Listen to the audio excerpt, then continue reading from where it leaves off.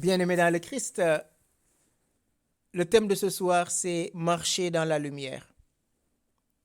La célébration de la nativité de notre Seigneur Jésus-Christ nous a plongés dans une ambiance de joie, de paix et de lumière.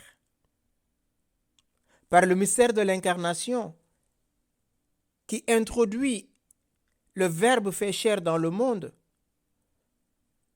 lui qui vient éclairer tout homme, comme nous le rappelle Saint Jean au chapitre 1, verset 9, toute naissance attendue est désirée et source de joie. Et la fête de Noël fait la joie de tous, croyants comme non-croyants. Partout, les gens s'activent, on achète, on vend, on fait des décorations. Dans nos villes, il y a les lumières partout. On met des lumignons, des guirlandes. Qu'est-ce que nous apporte cette naissance? Très vite, nous pouvons répondre le salut, ce qui est juste. Mais comment vivre du salut que m'apporte l'enfant de Bethléem? Parce que le mystère de Noël, c'est un mystère de naissance. C'est Dieu qui vient se faire homme parmi les hommes. C'est Dieu qui accepte de quitter son trône de gloire, tout en régnant, venir s'incarner dans le sein de Marie. Il me semble, premièrement, pour entrer dans ce mystère de Noël, pour entrer dans ce que m'apporte le mystère de Noël, il me semble, pour un premier temps, il faut qu'on accepte d'être un enfant, c'est-à-dire naître de nouveau. Et deuxièmement, marcher dans la lumière, comme lui-même a marché dans la lumière. Et troisièmement, nous aimer les uns les autres. On peut trouver d'autres moyens, d'autres pistes pour entrer dans ce mystère de la rédemption. Et donc, je vais voir avec vous ces trois niveaux qui nous permettent de laisser le mystère de Noël, de l'incarnation, prendre toute notre vie pour faire de nous des alter Christus, c'est-à-dire des autres Christ. Naître de nouveau. C'est quoi la nouvelle naissance? La nouvelle naissance, c'est accepter de rentrer dans le sein de Dieu. Et je ne peux y entrer que par le Christ. Si vous ne devenez pas comme des enfants, vous n'entrerez pas dans le royaume des cieux, dit Jésus dans l'évangile de Matthieu, au chapitre 18, verset 3. Jésus est très clair. Devenir un enfant et non retourner à l'état d'enfance. Nicodème, un grand notable juif, membre du Sanhédrin, vient de nuit pour voir Jésus et lui dit: Rabbi, nous le savons, tu viens de la part de Dieu, comme un maître. Personne ne peut faire les signes que tu fais si Dieu n'est pas en lui.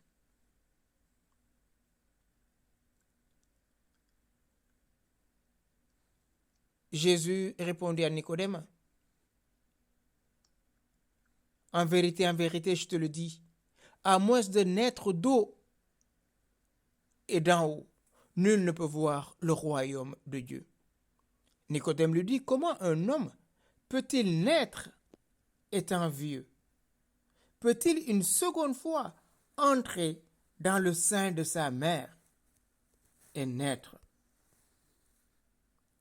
Jésus répondit: en vérité, je te le dis, à moins de naître d'eau et d'esprit, nul ne peut entrer dans le royaume de Dieu.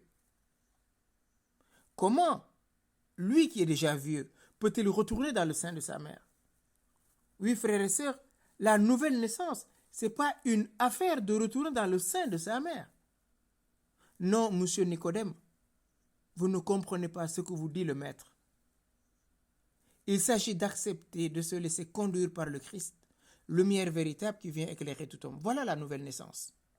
Devenir un enfant, c'est accepter de dépendre d'un autre, de faire confiance et de se laisser conduire par celui qui déploie sa puissance dans la faiblesse. 2 Corinthiens, chapitre 12, verset 9. Pourquoi devenir un enfant? C'est pour avoir part dans le royaume des cieux. Un enfant fait confiance. Un enfant est simple. Un enfant fait confiance. On a entendu avec la petite Thérèse qui va découvrir, qui va mettre au point ce qu'on appelle la voie de l'enfant spirituel. C'est quoi l'enfant spirituel? L'enfant spirituel n'est pas une régression.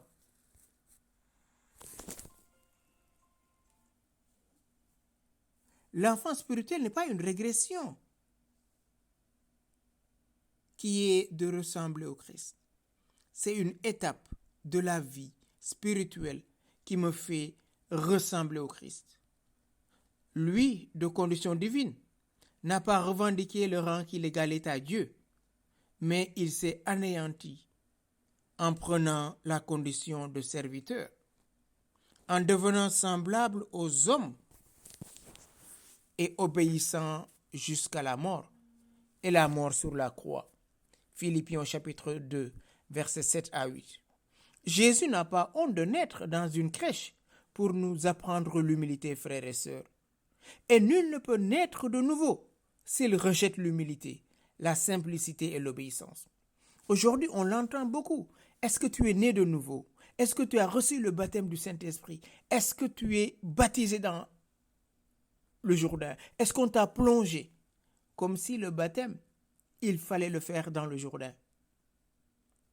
Parfois, on rigole des chrétiens catholiques en leur disant « On vous a versé que 3 gouttes d'eau, cela ne sert à rien. Il faut qu'on vous plonge. » Comme si le baptême était matériel.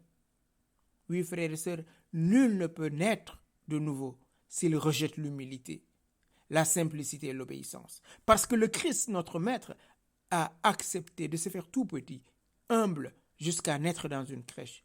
Tout simple comme un enfant et obéissant en tout au Père jusqu'à mourir et à mourir sur une croix. Oui, c'est dans cette humilité que nous reflétons le visage divin. Voilà le secret de Noël, frères et sœurs. Dieu qui se fait homme pour que l'homme devienne participant à la divinité. La première condition pour que ce salut advienne à nous, il me semble, c'est de devenir enfant, naître de nouveau. La seconde étape, c'est marcher dans la lumière. Marcher dans la lumière, c'est vouloir poser ses pas sur les pas de Christ. Vivre comme le Christ a vécu. Mais vous pouvez m'objecter en me disant, non, nous ne pouvons pas vivre comme lui, c'est-à-dire comme le Christ. Si nous le voulons, frères et sœurs, la grâce nous est donnée par la puissance qui agit en nous. Oui, marcher dans la lumière, c'est laisser Jésus, le Verbe qui est lumière, né de la lumière, nous éclairer. Comme le dit Jean dans le prologue, il vient dans le monde éclairer tout homme. Et Saint Jean le cite très bien dans sa première épître, chapitre 1, verset 7. Il dit ceci: « Mais si nous marchons dans la lumière, comme il est lui-même dans la lumière, nous sommes mutuellement en communion, et le sang de Jésus son Fils nous purifie de tout péché. » Oui, frères et sœurs, marcher dans la lumière comme le Christ a marché dans la lumière. La meilleure explicitation de ce qu'est la lumière se trouve dans le psaume 119, verset 105. « Ta parole est une lumière sur ma route. » Oui, frères et sœurs, si la parole est une lumière sur ma route, je ne trébuche pas, parce que ma route est éclairée par la parole. Ma route est éclairée par cette parole qui s'est fait chair dans le sein de Marie. Oui, la parole de Dieu est la lumière. Et marcher dans la lumière, c'est mettre ma vie en conformité avec la parole de Dieu. Comme dit Saint Jacques, ne vous contentez pas de lire la parole et l'oublier un instant plus tard. Cela, c'est vous faire illusion. Oui, pour que la parole puisse devenir ma vie, il n'y en ait rien que je fasse qui soit en contradiction avec la parole de Dieu. Dis-moi comment tu vis, je te dirai comment tu conçois la parole de Dieu. La nouvelle que nous vous avons apprise de lui et que nous vous annonçons, c'est que Dieu est lumière et en lui il n'y a point de ténèbres. Si nous disons que nous sommes en communion avec Dieu et que nous marchons dans les ténèbres, nous sommes des menteurs et nous ne pratiquons pas la vérité, dit Jean dans sa première épître au chapitre 1, verset 5 à verset 6. Si nous disons que nous sommes dans la lumière et que nous marchons dans les ténèbres, la vérité n'est pas en nous. Oui, frères et sœurs, c'est quoi ces ténèbres? Les ténèbres représentent le péché. La lumière représente la vérité. La vérité me montre là où il y a encore du péché dans ma vie. C'est cela que vient faire la lumière. La lumière vient opérer ce discernement dans ma vie pour me permettre de distinguer ce qui est de Dieu et ce qui n'est pas de Dieu. Ma mission est alors d'aimer la vérité. Nous sommes tous invités, frères et sœurs, à aimer la vérité, à être des hommes et des femmes de vérité. De choisir la vérité comme principe de vie. C'est-à-dire ce qui me fait vivre, c'est la vérité. Et donc, si je marche dans la lumière, je suis dans la vérité. Cela me permet de reconnaître qu'il y a dans ma vie du péché qui a besoin d'être purifié, qui a besoin d'être pardonné, qui a besoin d'être absous. D'où le désir de nous convertir. Frères et sœurs, marcher dans la lumière réclame une conversion, réclame de se faire violence, car le royaume des cieux inspire violence. Pour cela, l'apôtre Paul nous invite dans Éphésiens chapitre 5, versets 3 à 6. Je cite, « Quant à la fornication, à l'impureté sous toutes ses formes, ou encore à la cupidité, que leur nom ne soit même pas prononcé parmi vous. C'est ce qui sied à des saints. De même pour les grossièretés, les inepties, les facéties, tout cela ne convient guère. Faites entendre plutôt des actions de grâce, car sachez-le bien, ni le fornicateur, ni le débauché, ni le cupide, qui est un idolâtre, n'ont droit à l'héritage dans le royaume de Christ et de Dieu. » Éphésiens chapitre 5, versets 3 à 6. La fornication, c'est avoir des relations sans être marié, des relations sexuelles sans être marié. L'adultère, c'est étant marié, avoir des relations ultra-conjugales, c'est-à-dire avec un autre partenaire qui n'est pas votre épouse ou votre époux. La cupidité, on le sait, c'est être inconsidéré dans l'argent. On n'a pas de modération. Car sachez-le bien, tous ceux qui font cela ne peuvent pas hériter du royaume des cieux. Et Paul continue, n'ayez donc rien de commun avec ces gens-là. Jadis, vous-même vous étiez ténèbres, mais à présent vous êtes lumière dans le Seigneur. Conduisez-vous en enfants de lumière, car le fruit de la lumière consiste en toute bonté, justice et vérité. Oui, frères et sœurs, marcher dans la lumière est un choix exigeant et radical. C'est plus facile de faire comme tout le monde, de nous conformer au siècle présent. Or, le même Saint Paul nous dit, ne vous conformez pas au siècle présent, mais soyez transformés par le renouvellement de l'intelligence, afin que vous discerniez quelle est la volonté de Dieu, ce qui est bon, agréable et parfait. Romains au chapitre 12, verset 2. Ne vous conformez pas au siècle présent. Le siècle présent, c'est quoi? On ne respecte plus le mariage, on ne respecte plus notre corps, on ne respecte plus les anciens, on ne respecte plus personne. Moi, rien que moi. Autant qu'on peut abuser des autres, les exploiter, les torturer, les malmener. Pourquoi? Pour moi et moi seul. Et Paul nous dit, non frères et sœurs, ne vous conformez pas à cela, mais soyez transformés par le renouvellement de l'intelligence, parce que le Verbe est la lumière véritable qui vient éclairer notre intelligence, afin que vous discerniez quelle est la volonté de Dieu, ce qui est bon, agréable et parfait. Et Saint Jean, de son côté, nous dit, n'aimez pas le monde, ni les choses qui sont dans le monde. Si quelqu'un aime le monde, l'amour du Père n'est pas en lui. Tout ce qui est dans le monde, la convoitise de la chair, la convoitise des yeux et l'orgueil de la vie ne viennent point du Père, mais du monde. Première épître de Saint Jean, au chapitre 2, du verset 15 au verset 16. Or, frères et sœurs, le monde passe. Tout dans ce monde est éphémère et fugitif. Et le prince de ce monde est déjà jeté dehors et jugé. Jean 8, verset 11. Oui, aimer le monde, c'est se détourner volontairement de l'amour éternel de Dieu pour s'attacher aux choses éphémères et factices de la terre. C'est ça. Oui, on doit aimer le monde parce qu'on est dans le monde. Mais rappelez-vous, on n'est plus du monde. Jean chapitre 17. Oui, Jésus va prier à son Père. Père, garde-les du mauvais. Ils sont encore dans le monde, mais ils sont plus du monde. C'est-à-dire qu'on ne peut plus se comporter comme se comportent les gens du monde. C'est-à-dire vivre selon la bestialité, vivre selon l'intérêt individualiste, vivre dans l'égoïsme. Non, frères et sœurs, quand on est né de nouveau, quand on veut marcher dans la lumière, nous ne pouvons plus avoir ce comportement.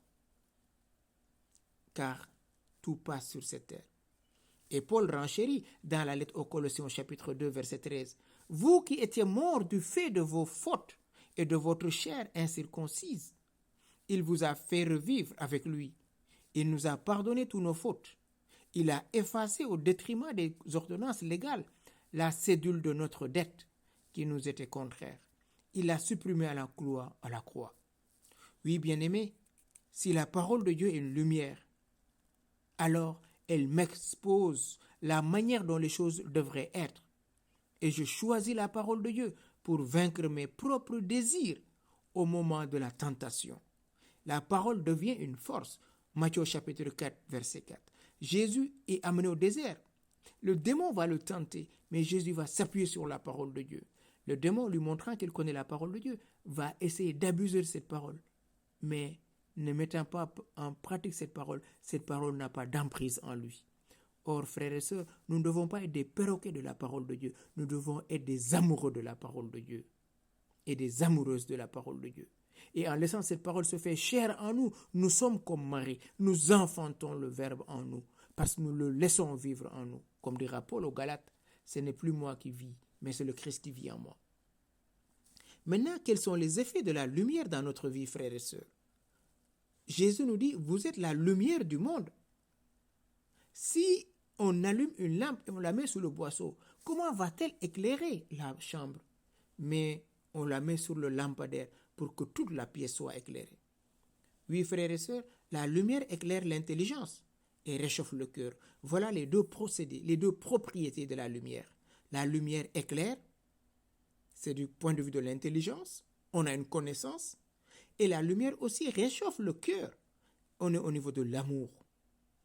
Par exemple, si quelqu'un parle mal de vous, nous tous, notre première réaction est celle d'une personne blessée, irritée et offensée. On cherche par tous les voies et moyens pour démontrer que nous ne sommes pas fautifs, que nous n'avons pas proféré des paroles fausses. Mais la lumière vient me montrer que c'est mon propre orgueil, mon propre ego qui provoque cette réaction de colère et d'irritation. Peu importe ce que va me dire l'autre, si je suis dans la vérité, ça ne me fait rien, parce que je sais que la vérité me rend libre. La vérité, c'est que ma réaction provient du péché dans ma propre chair. Les paroles viennent à mon esprit. Or, Jésus nous demande de ne pas riposter aux méchants, de bénir ceux qui nous maudissent, de faire du bien à ceux qui nous haïssent et de prier pour ceux qui nous maltraitent et nous persécutent. Matthieu chapitre 5, verset 44. Car Dieu résiste, frères et sœurs, aux orgueilleux, mais aux humbles, il accorde sa grâce. Jacques au chapitre 4, verset 6.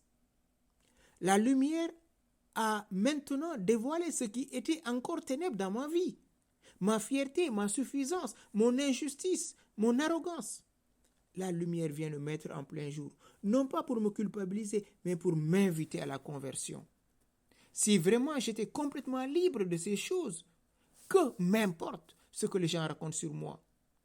Un seul est juge, lui qui connaît les cœurs et les reins, dira saint Paul. Un seul est juge, c'est le Christ. Est-ce que nous sommes arrivés à ce degré de liberté, frères et sœurs? Cette liberté intérieure. Jésus, on l'a accusé de Belzéboul. Il ne s'est pas mis à se défendre. Il sait qu'il n'est pas Belzéboul. Et il leur dit, si c'est par la main de Belzéboul que je chasse les démons, vos disciples, par qui les chassent-ils? Et là, ils étaient incapables de le répondre. Oui, frères et sœurs, lorsqu'on est dans la vérité, on n'a pas besoin de fanfaronner. On est dans l'humilité. Lorsque je choisis la parole de Dieu et que j'utilise comme une arme contre le péché, je découvre en moi une puissance. Alors, le sang de Jésus me purifie de tous mes péchés. Cela signifie que je reconnais la vérité, je hais le péché dans ma propre chair et je le mets à mort. C'est là un exemple tout simple, mais lorsque j'aime la lumière, elle me montre mon péché. La lumière me convainc de péché, comme dira Jean dans sa première épître. Sans la lumière, je suis dans les ténèbres et je ne peux pas voir le chaos qui règne dans ma chair et que j'ai point de maîtrise pour gérer ce chaos parce que je suis dans les ténèbres. Oui, la lumière et le jugement. Et lorsque nous entrons dans la lumière, pas à pas, et que nous sommes prêts à nous laisser juger, nous sommes transformés à l'image de Jésus. Qu'est-ce que nous apporte cette lumière? Aimer la lumière nous pousse à marcher dans la lumière, c'est-à-dire à être des hommes et des femmes de vérité. Beaucoup de personnes préfèrent les ténèbres parce que cela signifie qu'elles n'ont rien à faire. La lumière est venue dans le monde. Les hommes ont préféré les ténèbres à la lumière parce que leurs œuvres étaient mauvaises. Car quiconque fait le mal est la lumière. Il déteste la lumière et ne vient point à la lumière, de peur que ses œuvres ne soient dévoilées. Mais celui qui agit selon la vérité vient à la lumière, afin que ses œuvres soient manifestées, parce qu'elles sont faites en Dieu. Jean chapitre 3, versets 19 à 21. Qu'est-ce que c'est le mal? Le mal, c'est le péché dans ma propre vie. Quand je marche dans la lumière, je peux vivre une vie libre et bonne et avoir toujours une conscience tranquille. Mais quand je marche dans les ténèbres, je trébuche et je tombe. Je ne suis plus dans la communion. Je ne découvre plus qui je suis perdu. Oui, quand je marche dans la lumière, je suis en communion avec le Christ et avec mes frères et sœurs. Ceux qui sont à Jésus-Christ ont crucifié la chair avec ses passions et ses désirs, nous rappelle Paul dans l'Lettre aux Galates, au chapitre 5, verset 24. Lorsque j'aime la lumière, j'aspire à ce qu'elle éclaire chaque domaine de ma vie. Voilà le discernement, frères et sœurs. C'est laisser cette lumière de Noël venir habiter chaque compartiment de mon cœur, de mon âme et de mon esprit, pour que je puisse vivre cette nouvelle naissance, cette nouvelle communion avec le Christ. Là où la lumière brille, il y a une nouvelle croissance. Il y a un fruit. Oui, le fruit, c'est l'amour, la joie, la bonté, la persévérance et tous les fruits de l'Esprit Saint que nous connaissons très bien dans l'Lettre aux Galates, au chapitre 5. Je ne peux pas imposer ma lumière personnelle à d'autres. Elle est personnelle. Dieu me donne ma lumière pour que je puisse me convaincre, pour que lui-même me convainque de péché et que j'adhère en renonçant au péché. Ce que nous allons faire dans la troisième partie ce soir, en priant, en renonçant au mal et à ce qui conduit au mal. J'ai reçu de Dieu cette lumière et cette lumière est bonne pour moi, mais je ne peux pas l'imposer aux autres parce qu'elle est pour moi. Et les autres ont à découvrir eux-mêmes leur propre lumière, car le Verbe éclaire tout homme. Cette lumière m'est donnée pour ma propre conversion. Seul Dieu connaît les cœurs des hommes et peut juger justement. Ceux qui marchent dans la lumière sont des disciples de Christ. Jésus leur parla de nouveau et dit, « Je suis la lumière du monde. Celui qui me suit ne marchera pas dans les ténèbres, mais il aura la lumière de la vie. » Oui, marcher dans la lumière nous fait devenir disciples de Christ. Oui, mon frère, ma soeur, si tu veux être un disciple de Christ, si tu veux donner ta vie à Christ, ce soir, décide. Prends la décision en cette nouvelle année, en ce premier vendredi de l'année, de confier ta vie à Jésus et de poser tes pas sur les pas de Jésus, c'est-à-dire de marcher dans la lumière. Jean chapitre 8, verset 12. De nouveau, Jésus leur adressa la parole et dit, « Je suis la lumière du monde. Qui me suit ne marchera pas dans les ténèbres, mais il aura la lumière de la vie. » Si nous sommes des disciples de Christ et ne marchons pas dans la lumière, nous nous abusons nous-mêmes et la vérité n'est pas en nous. Or, si la vérité est en nous, elle nous rend libres. C'est qu'il n'y a plus de ténèbres en nous et donc aucune occasion de chute.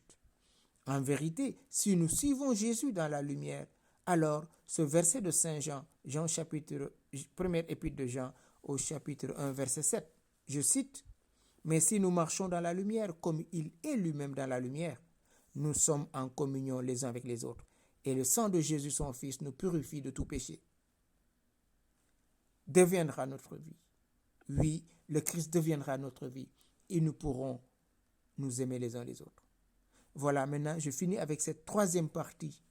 Si nous sommes nés de nouveau, si nous avons adhéré à la lumière et nous laissons la lumière luire dans notre vie, nous pourrons nous aimer les uns les autres. Voilà le commandement que Jésus nous laisse.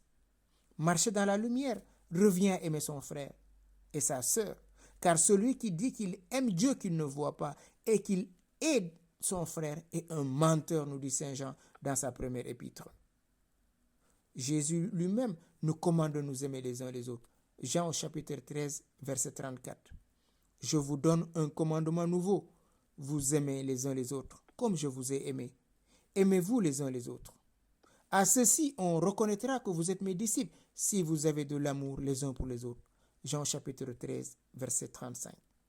Si l'amour de Dieu a été répandu dans nos cœurs par l'Esprit Saint, Romains 5, 5, nous pouvons aimer même nos ennemis, car ce n'est plus nous qui aimons, mais le Christ qui vient aimer en nous, en déployant dans nos âmes son esprit qui crie en nous, Abba, Père. Romains 8, verset 15. Aimer l'autre, c'est vouloir et rechercher son bien en tout jusqu'à mourir pour lui, dans un acte de pur désintéressement. Qu'est-ce qui me permet d'aimer l'autre, particulièrement la personne avec qui j'ai plus de mal, la personne qui me dit carrément qu'elle me déteste, la personne qui a bousillé ma vie, la personne qui a détruit ma vie. Comment je peux l'aimer? Il me semble, c'est en regardant Jésus-Christ. Cette personne qui vous a fait le mal, cette personne qui vous déteste, Jésus l'aime. Et pour elle, Jésus est mort. Et pour toi, Jésus est mort, mon frère, ma soeur. Pour chacun de nous, Jésus est mort. Raison pour laquelle nous devons nous aimer dans le Christ, par le Christ, avec le Christ. Laissés à nous seuls, nous sommes comme dans une jungle. Les plus forts vont dominer les faibles. Or non, dans la vie chrétienne, les plus forts doivent être au service des faibles.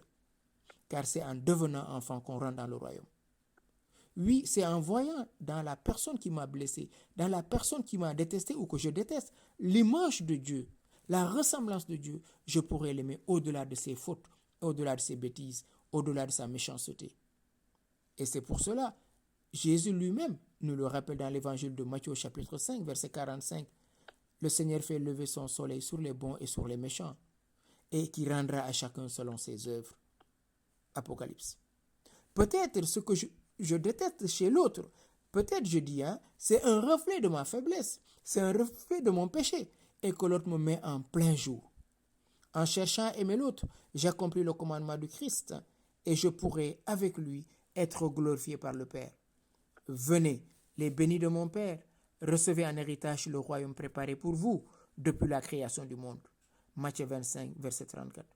Oui, voilà, frères et sœurs, l'héritage promis à ceux qui aiment les autres, à l'image de Christ, qui nous a aimés jusqu'à mourir. Jean chapitre 13, verset 1. Et il est mort sur une croix, en demandant au Père de pardonner à ses bourreaux et à chacun d'entre nous. Demandons à Notre-Dame de Cana, consolatrice des affligés, en cette nouvelle année, de nous apprendre à aimer en vérité, de suivre le Christ en vérité, et de ne pas être des profiteurs de Jésus, mais être des amis, des intimes du Christ. Et pour cela, il faut que nous lisions sa parole. Il faut que nous laissions éclairer par sa parole.